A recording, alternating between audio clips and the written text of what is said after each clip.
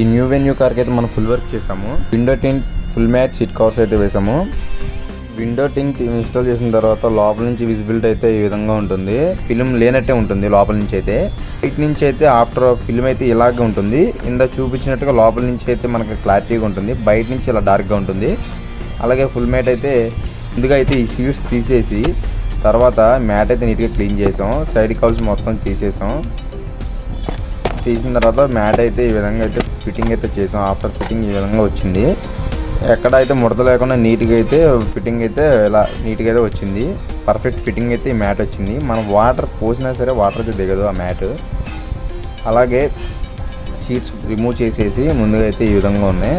దాని తర్వాత రిజల్ట్ అయితే ఈ విధంగా వచ్చి సీట్స్ చేసిన తర్వాత ఈ సీట్స్ మనం యూజ్ చేసిన క్లాత్ అయితే కోకోనట్ నాపా.